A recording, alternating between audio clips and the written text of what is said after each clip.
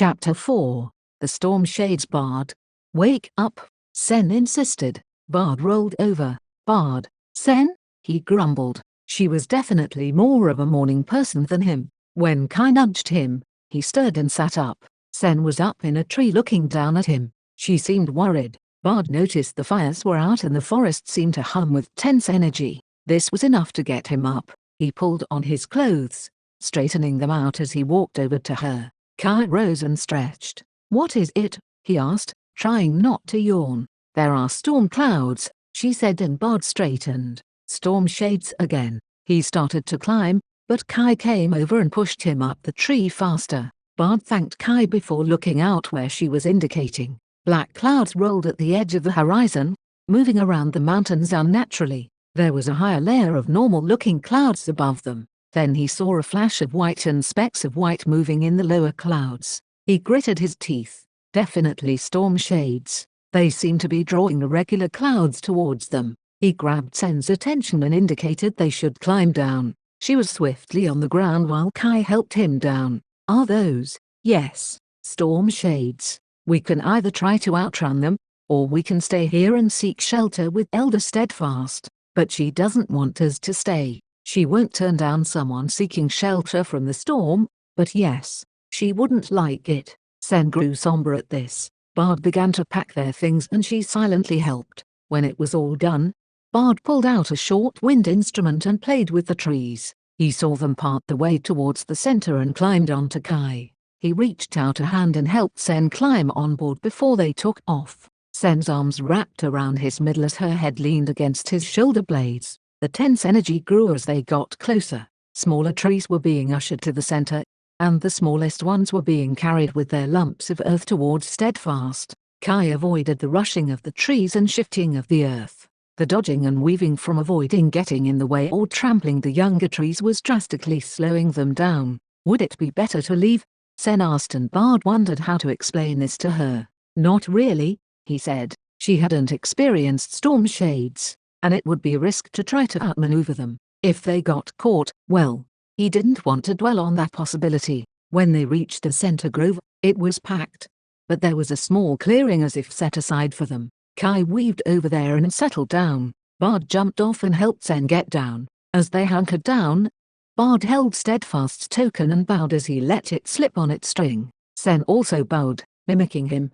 He would need to teach her about that on their journey. He then turned to their gear and made her token like his, with its own string. He then helped her to wear it as he did his own. Kai dug down a bit around them, creating a small ravine. Bard guided Sen to snuggle into his fur while Kai wrapped around them. The trees then closed in around them and placed deadwood over them. Sen's concern grew and Bard pulled out a small light stick which he handed to her. "In case you get blown around and separated, then break this and we will find you." "Blown around?" Sen cried out. Bard tried his best to console her. Other animals around them came and hid in burrows or between trees. Now they would wait. The problem with storm shades was their speed. Sometimes they could cover the entire horizon in a short few hours.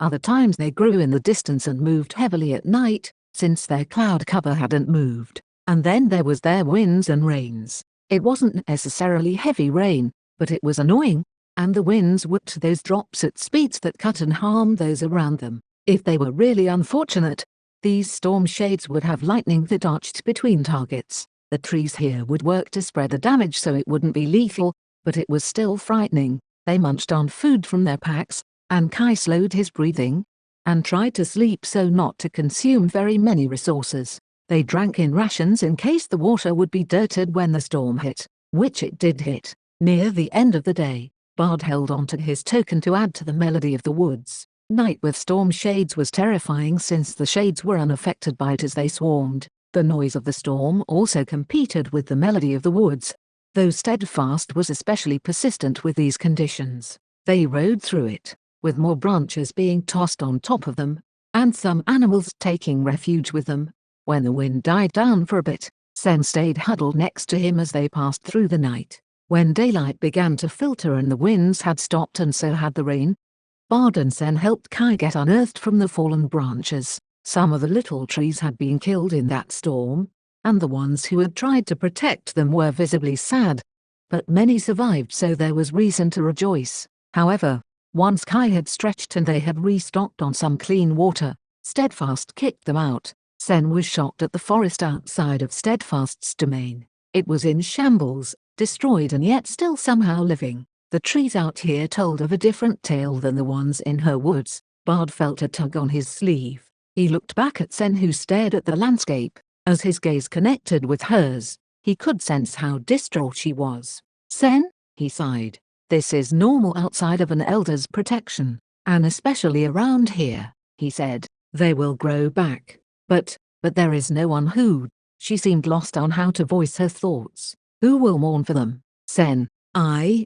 Bard paused, not sure why this would matter to her. "Are you not an elder? Can you not do something for them?" "Like what?" His confused and sharp tone silenced her. Kai's pace faltered and Sen was thrown into his back. She pushed back hastily. Bard glanced back to check on her, but she was already trying to dismount. Kai was still moving. "Sen!" he shouted, as she fell off and Kai slid around, confused why a rider had fallen. Bard barely held on and looked at Sen, angry at her actions. She was a shriveled heap on the ground as she struggled to prop herself up. Bard hoped that she wasn't injured. That would slow them down and maybe they would have to return to Steadfast's forest. The storm shades were in the vicinity after all. This only made him more angry and frustrated. She was acting like a spoiled child who had never seen death, never been on her own in the world. Kai padded over and brought his nose close to her face. His soft hum of concern caused Bard to rub his hair and sigh heavily. He grumpily got down from Kai and walked to Sen's side. He reached out to help her up and she slapped his hand away. "Sen?"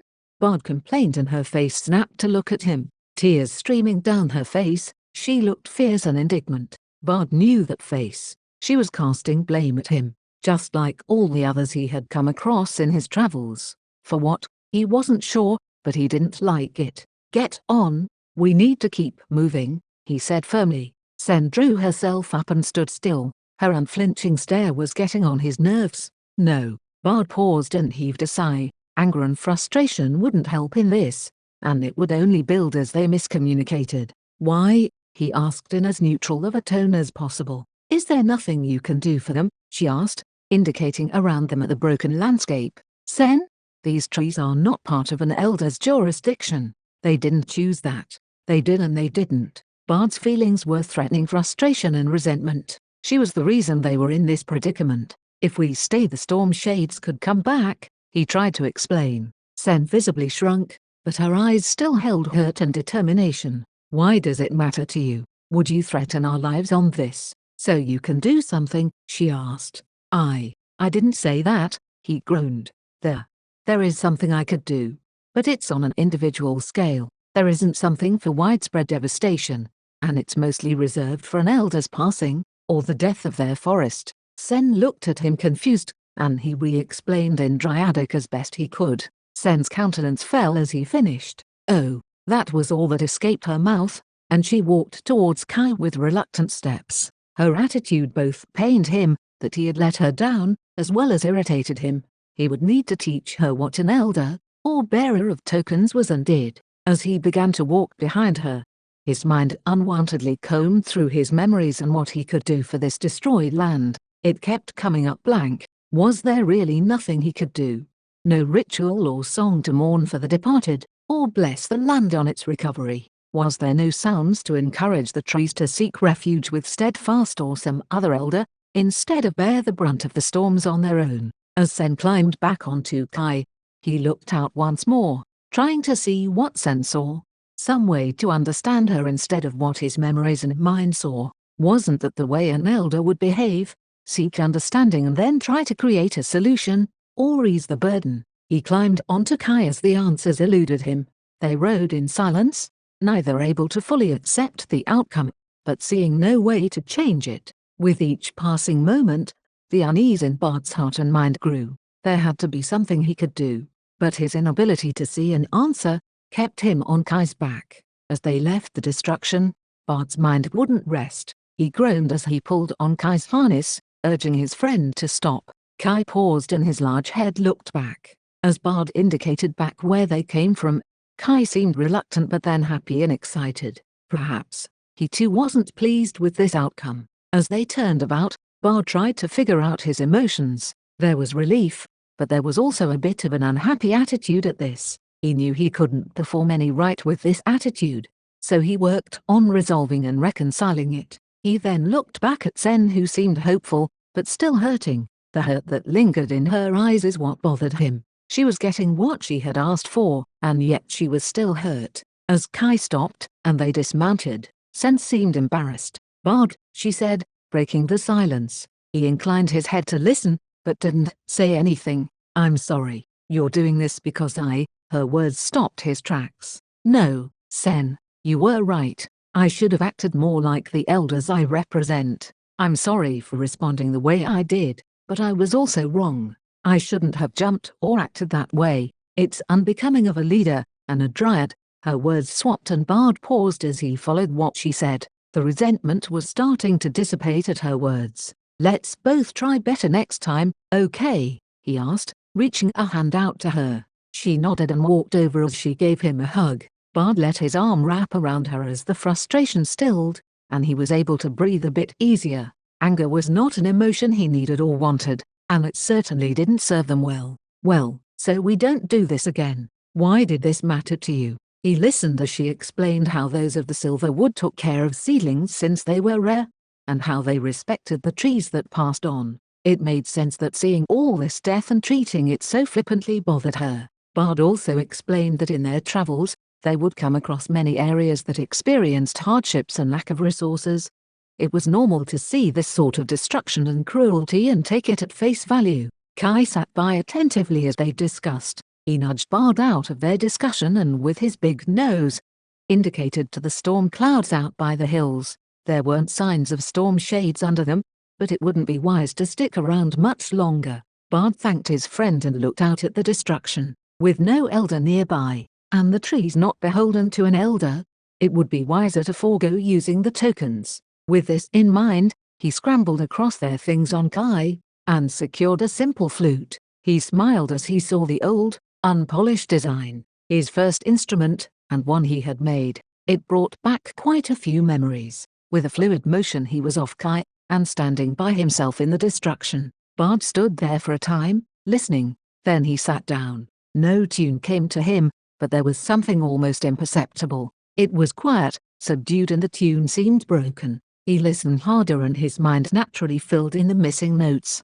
It was too complex to play with his flute, but perhaps it would be enough. He brought the instrument to his mouth and took a deep breath through his nose before playing. As he played, he didn't notice Sen come over until he heard her voice. She sang the notes he could not play and harmonized with him. It initially surprised him, but he had long learned to keep playing no matter what happened around him. With the sounds, the landscape didn't seem so desolate and destroyed. Instead, it reminded him of starting anew, a clean, fresh slate. He almost felt that the trees seemed to understand them and thanked them. In that moment, he wished to stay, but the melody soon came to an end. His eyes shifted to Sen as he put the instrument down, and she had a happy expression, despite the tears on her cheeks. "Thank you. I think that's what the trees want to say," she said as she closed her eyes, her head tilting sweetly. Bard looked away, embarrassed, partially ashamed he had dismissed this so easily and harshly, and partially because he didn't feel like he deserved the thanks. Sen's extended hand grabbed his attention, and he took it as they walked back to Kai, who was sitting happily. Their journey continued in peace, and they made it to the edge of the next elder, just as dark was starting to set. Kai hadn't seemed wary of any sort of storm or darkness, so they had pressed to make it to their next destination, though that had made the journey a bit more rough on their legs and back from the hurried pace. They set up camp and Bard scavenged a few supplies before beginning on his knife again, much to Kai's dismay.